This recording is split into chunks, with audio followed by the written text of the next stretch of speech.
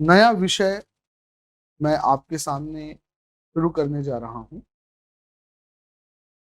और वो विषय है आर्थिक समृद्धि एवं विकास की संकल्पनाएं और इनके बीच का संबंध। जैसा मैंने अभी आप लोगों को कुछ देर पहले बताया कि आर्थिक समृद्धि का मतलब होता है आर्थिक समृद्धि का मतलब होता है देश में आर्थिक समृद्धि का मतलब होता है देश में वाणिज्यिक उत्पादन की गतिविधियों का बढ़ना। इसे हम आर्थिक समृद्धि के रूप में पढ़ते हैं, समझते हैं। लेकिन आर्थिक समृद्धि किसी भी एक समाज या देश के लिए एवं उस देश की सरकार के लिए अंतिम लक्ष्य नहीं मानी जाती, बल्कि देश की सरकार या देश की विभिन्न नीति निर्माता संस्थाओं की जो अंतिम जिम्मेदारी होती है वो उस देश या समाज का विकास सुनिश्चित करना होता है। तो आर्थिक समृद्धि और विकास की इन दो संकल्पनाओं के बीच क्या संबंध है? तो जैसा मैंने बताया कि आर्थिक समृद्धि का मतलब होता है वाणिज्यिक उत्पादन के मूल्य का बढ़ना, अर्थात आप आर्थिक समृद्धि की संकल्पना को एक मात्रात्मक या संख्यात्मक संकल्पना कह सकते हैं। एक मात्रात्मक या संख्यात्मक संकल्पना कह सकते हैं, जिसका मतलब है कि एक निश्चित दिए गए समय काल के दौरान किसी एक विशेष मात्रा में या संख्या में वृद्धि हो रही है। जैसे कि पिछले वर्ष की जीडीपी 100 रुपए की थी, इस वर्ष की जीडीपी 150 की हो गई, अगले वर्ष की जीडीपी 200 की हो गई, अर्थात कि एक संख्या में वृद्धि हो रही है, जिसे आप आर्थिक समृद्धि के रूप में देखते हैं। लेकिन देश की या अर्थव्यवस्था की आर्थिक समृद्धि का होना इस तथ्य को सत्यापित नहीं कर सकता पूर्ण रूप से कि उस देश में रहने वाली जनसंख्या का जीवन स्तर भी बेहतर हो रहा है। क्यों ऐसा मैं अपना विचार रख रहा हूं यहां पर? क्योंकि आर्थिक समृद्धि के रूप में केवल एक मात्रात्मक या संख्यात्मक पहलू पर बेहतर स्थिति को हम देखते हैं या पाते हैं, लेकिन उस मात्रात्मक या संख्यात्मक पहलू में हो रहा सुधार यानी आर्थिक समृद्धि देश में रहने वाली विभिन्न वर्गों या देश में निवास कर रही विभिन्न जनता के वास्तविक जीवन शैली को भी बेहतर बनाए, ये पूर्ण रूप से सत्य नहीं है।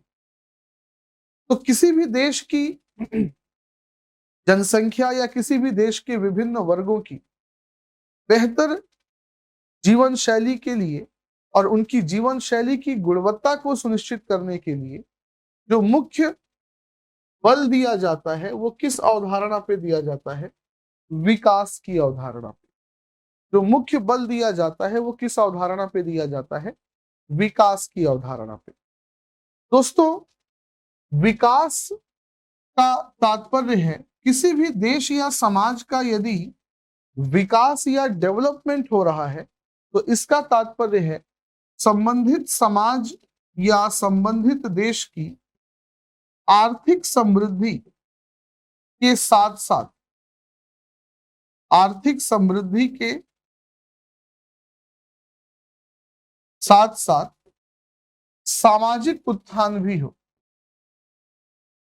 उस संबंधित समाज या देश का सामाजिक उत्थान भी होना चाहिए।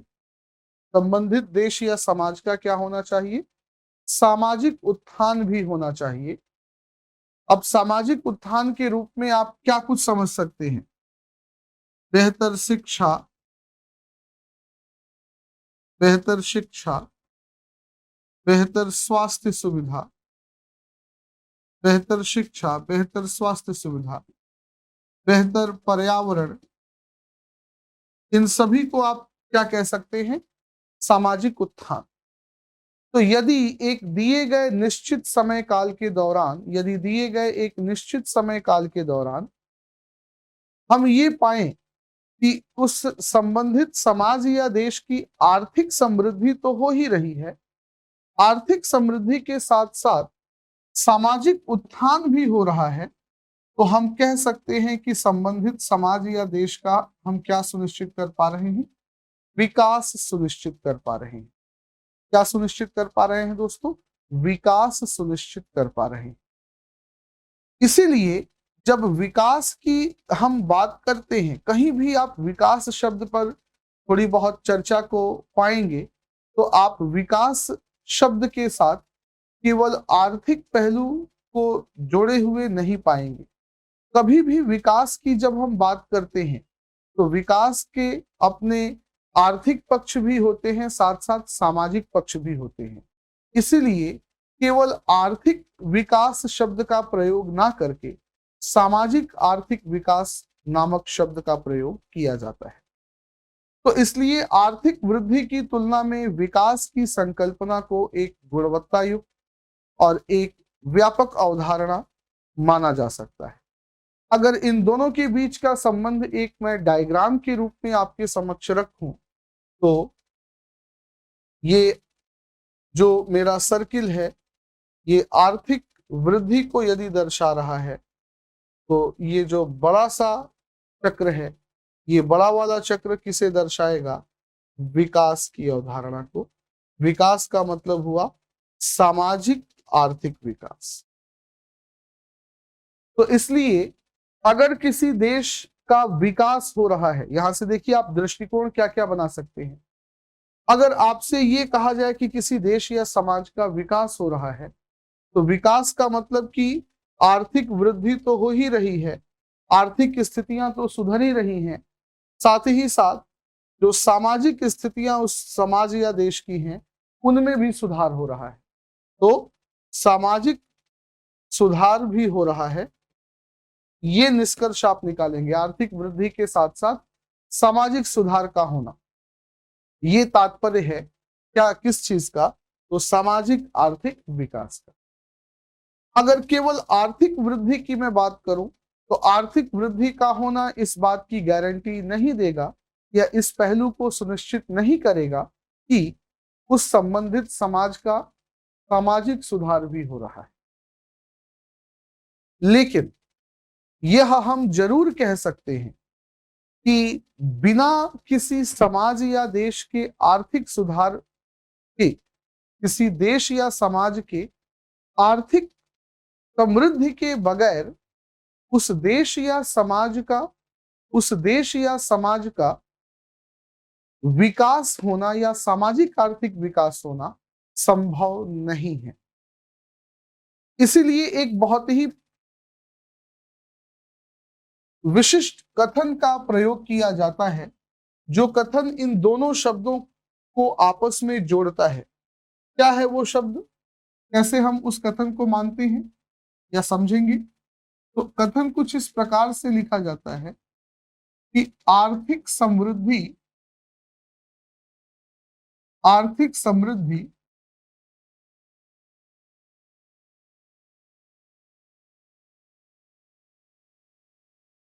सामाजिक आर्थिक विकास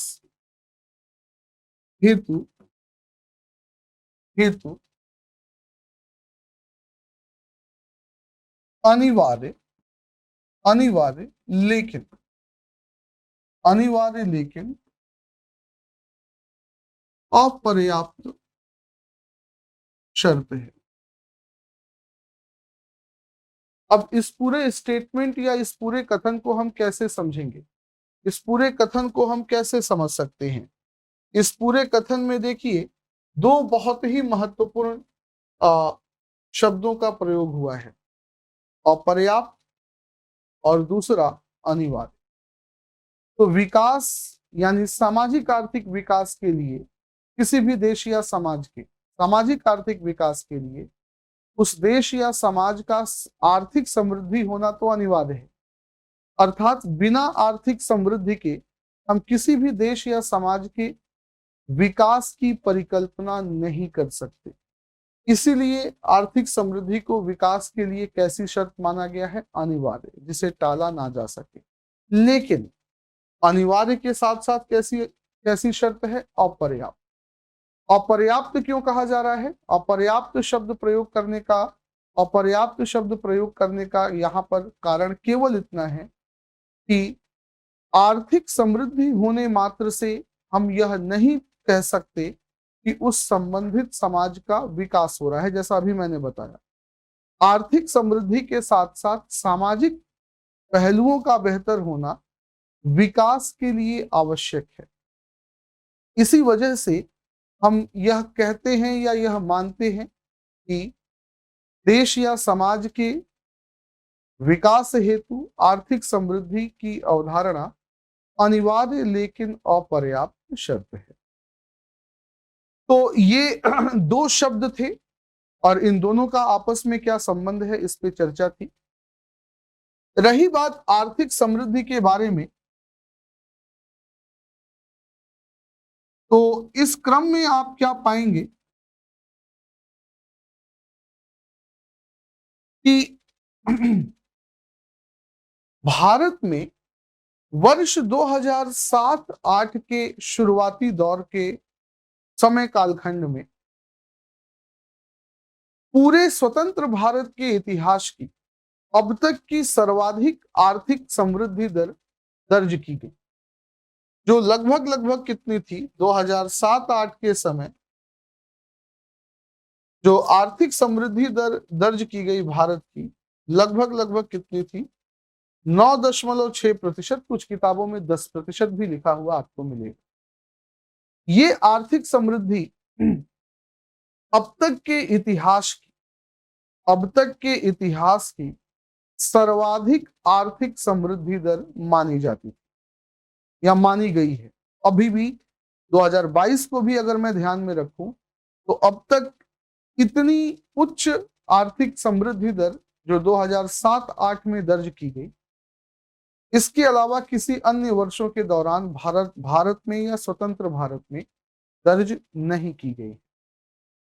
तो जब 2007-8 के दौरान एक इतने बेहतर आर्थिक समृद्धि दर को भारत ने दर्ज किया, तो ये सरकार की रणनीति सामने निकल के आई कि देश की जो इतनी बेहतर आर्थिक समृद्धि हुई है, क्यों ना इस आर्थिक समृद्धि के लाभ को या इस आर्थिक वृद्धि के बेनिफिट या लाभ को हम भारतीय समाज के हर वर्गों तक पहुंचाएं। ऐसा ना हो कि देश के अर्थव्यवस्था की इतनी बेहतर आर्थिक वृद्धि का फायदा केवल कुछ गिने चुने वर्गों में ही सीमित रह जाए। बजाय इसके ये होना चाहिए कि जो भी देश की आर्थिक समृद्धि हुई है, उस आर्थिक समृद्धि का सकारात्मक परिणाम भारतीय समाज के हर एक वर्गों में फैले या हर एक वर्गों तक पहुंचे, जिसकी वजह से हम एक ऐसी स्थिति को स्थापित कर पाएं, जो ऐसी स्थिति होगी जिसमें हम ये पाएंगे कि देश या समाज की आर्थिक वृद्धि का सुखद परिणाम सभी वर्गों तक पहुंच पा रहा है। तो ऐसी आर्थिक समृद्धि जिसका सकारात्मक परिणाम, ऐसी आर्थिक समृद्धि जिसका सकारात्मक परिणाम सभी वर्गों तक पहुंचे या सभी वर्गों में फैले, इस प्रकार की आर्थिक वृद्धि को एक नया नाम दिया जाता है। क्या? तो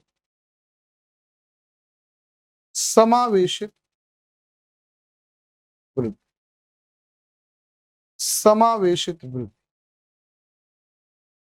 तो 2007-8 के उपरांत भारत की सरकार के विभिन्न प्रकार के नीति निर्माण कार्यों का जो एक प्रमुख उद्देश्य बना, वह प्रमुख उद्देश्य बना समावेशित वृद्धि का विषय, कि भारत में समावेशी वृद्धि को स्थापित किया जाए।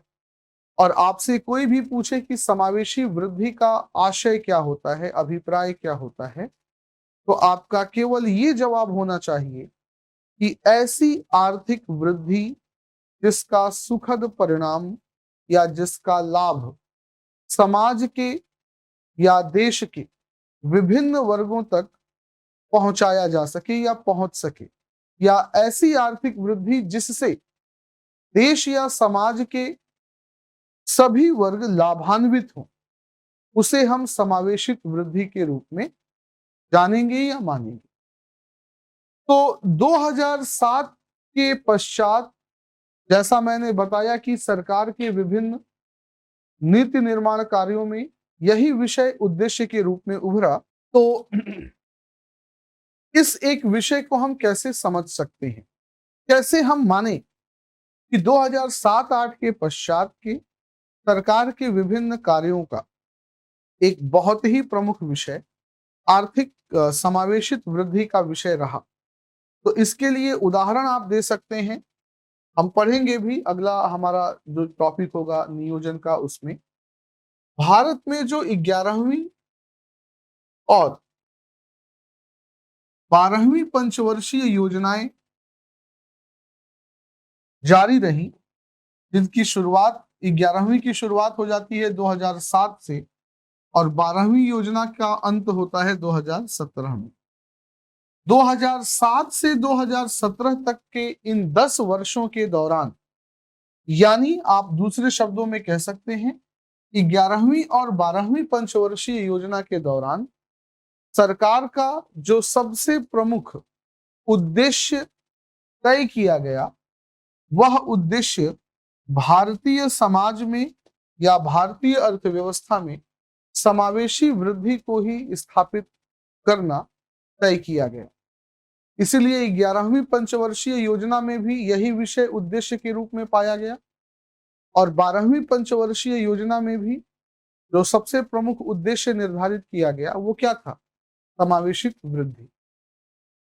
तो ये समावेशित वृद्धि के बारे में एक जानकारी थी। समावेशित वृद्धि के आधार पर जब पूरे देश या समाज का विकास होगा, जब पूरे देश या समाज का विकास होगा, तो ऐसे विकास को हम समावेशी विकास के रूप में जानते हैं। ऐसे विकास को हम समावेशी विकास के रूप में जानते हैं। ठीक है। तो ये एक चर्चा थी समावेशी वृद्धि और समावेशी विकास के बारे में। मैं फिर से थोड़ी बहुत चर्चा विकास शब्द के बारे में करना चाहूंगा। जैसा आप सभी जान चुके हैं कि विकास की अवधारणा एक गुणवत्ता युक्त अवधारणा है, एक बहुआयामी एवं एक व्यापक अवधारणा है। क्यों मैं ये सारी उपमाएं या ये सारी संज्ञाएं मैं विकास नामक शब्द के लिए क्यों प्रयोग कर रहा हूं? कारण केवल ये है कि किसी भी देश या समाज के विकास का यह आशय है कि न केवल आर्थिक पक्ष उस देश या समाज के मजबूत हो रहे हैं, बल्कि आर्थिक पक्षों के साथ साथ जो सामाजिक पक्ष हैं, वह भी उतने ही गति या उसी रेट या दर के साथ बेहतर होते जा रहे हैं। तो इस विकास की अवधारणा को आप देखेंगे तो ये पाएंगे कि द्वितीय विश्व युद्ध के पश्चात का जो समय काल था, उसमें वैश्विक स्तर पर आर्थिक वृद्धि की बजाय विकास के विषय को ही एक लक्ष्य के रूप में अपनाया गया। विभिन्न देशों की सरकारें विभिन्न अंतरराष्ट्रीय मंच जैसे कि विश्व बैंक, संयुक्त राष्ट्र, इन सभी अंतरराष्ट्रीय मंचों का और इन सभी विश्व के अलग अलग देशों की सरकारों का, इवन मैं ये भी कह सकता हूं भारत सहित, आर्थिक वृद्धि शब्द उद्देश्य के रूप में नहीं उभरा। आर्थिक वृद्धि की बजाय देश या समाज का विकास सुनिश्चित करना, ये विषय एक लक्ष्य के रूप में उभरा। कब से? दो द्वितीय विश्व युद्ध के समाप्ति के पश्चात, जब पूरा का पूरा विश्व और संपूर्ण विश्व के सामाजिक आर्थिक पहलू बुरी तरीके से क्षतिग्रस्त या प्रभावित हो चुके थे, तो विश्व के सामाजिक आर्थिक पक्षों को फिर से बेहतर बनाने के क्रम में जो उस समय के प्रमुख देश थे, द्वितीय विश्व युद्ध के समय कालखंड के जो प्रमुख देश थे, उन देशों ने इस विकास की अवधारणा को ही अपने लक्ष्य के रूप में अपनाया। और आप पाएंगे कि उस समय कालखंड से मतलब 1944 जब द्वितीय विश्व युद्ध की समाप्ति हुई, तो उस समाप्ति के पश्चात कई सारे ऐसे प्रयास किए गए विश्व के अग्रणी देशों के द्वारा, जैसे कि यूएसए, ब्रिटेन, फ्रांस, इन देशों ने, जो द्वितीय विश्व युद्ध के कालखंड के अग्रणी देश माने गए, इन देशों ने द्वितीय विश्व युद्ध के पश्चात कई सारे ऐसे प्रयासों को संचालित किया या क्रियान्वित किया, जो प्रयास मुख्य रूप से विकास के विषय पर या विकास के विषय की ओर अग्रसर माने गए। इस संदर्भ में 1944 में आयोजित किया गया ब्रेटन वुड सम्मेलन एक प्रमुख घटनाक्रम माना जाता है। इस ब्रेटन वुड सम्मेलन के तहत ही अमेरिका, ब्रिटेन और फ्रांस, इन तीन अग्रणी देशों के नेतृत्व में इस ब्रेटन वुड सम्मेलन के अंतर्गत पूरे विश्व के विकास या डेवलपमेंट को सुनिश्चित करने के लिए पूरे विश्व के विकास या डेवलपमेंट को सुनिश्चित करने के लिए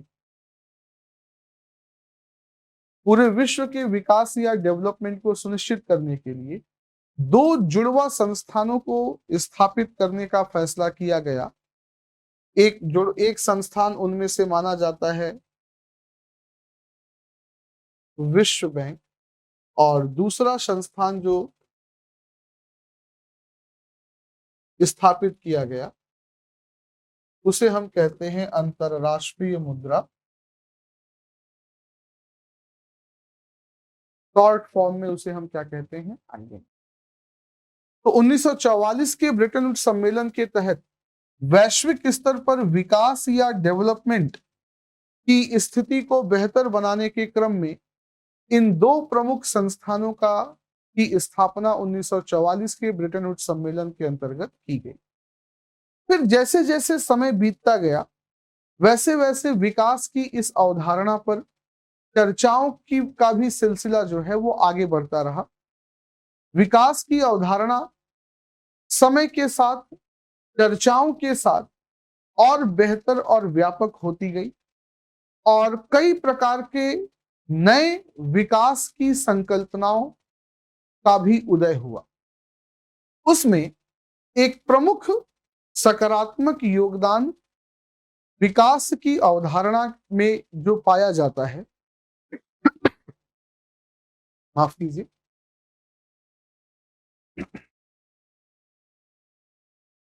विकास की अवधारणा के संदर्भ में जो चर्चाएं हुई हैं, उन सभी चर्चाओं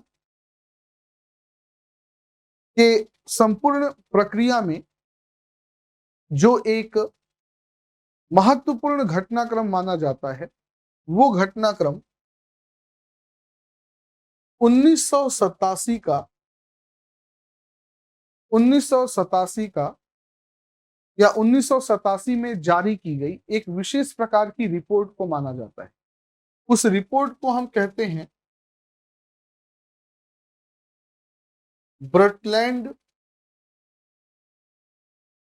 कमीशन रिपोर्ट।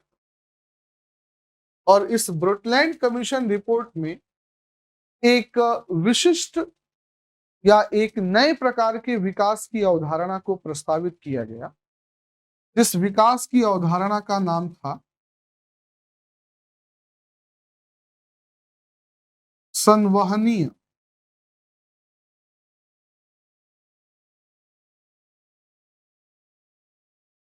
संवहनीय विकास, कहीं कहीं इसी को सतत विकास भी कहा जाता है, या सस्टेनेबल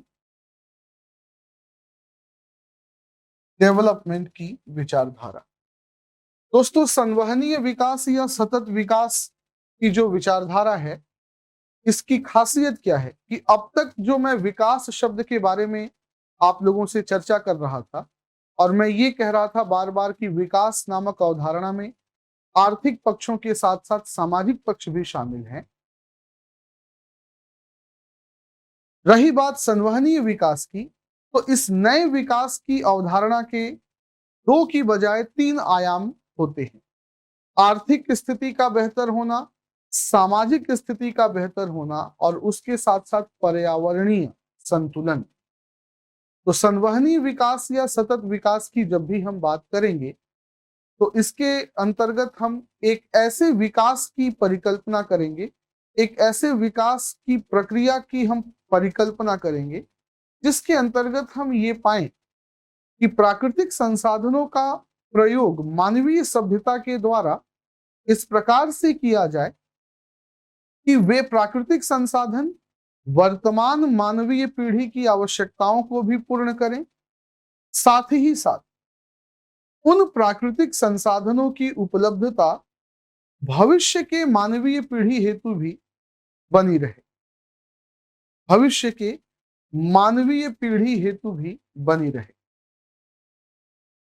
तो ऐसे विकास की अवधारणा को हम संवहनीय विकास की अवधारणा के रूप में जानते हैं। और आप देखेंगे कि संवहनीय विकास की यह अवधारणा, जिसकी औपचारिक शुरुआत वर्ष 1987 के इस ब्रटलैंड कमीशन की रिपोर्ट के जरिए हुई, समय के साथ संवहनीय विकास की अवधारणा पर भी चर्चाओं का दौर जारी रहा, और इस क्रम में कई सारे नए प्रयास भी अंतरराष्ट्रीय स्तर पर किए जा चुके हैं, और साथ ही साथ भारत में राष्ट्रीय स्तर पर भी संवहनीय या सतत विकास की अवधारणा के विषय पर कई सारे प्रयास किए जा चुके हैं।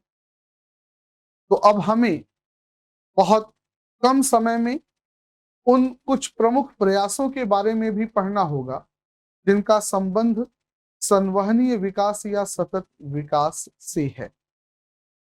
इस क्रम में मैं उन विभिन्न प्रयासों की चर्चाओं को शुरू करने से पहले संवहनीय विकास की परिभाषा को फिर से एक बार दोहराना चाहूंगा कि संवहनीय विकास का तात्पर्य एक ऐसे विकास की प्रक्रिया से है जिसके अंतर्गत प्राकृतिक संसाधनों का प्रयोग इस प्रकार से किया जाए कि वे प्राकृतिक संसाधन वर्तमान मानवीय पीढ़ी की आवश्यकताओं को भी पूर्ण करें, साथ ही साथ उन प्राकृतिक संसाधनों की उपलब्धता भविष्य की मानवीय पीढ़ी के लिए भी बनी रहे।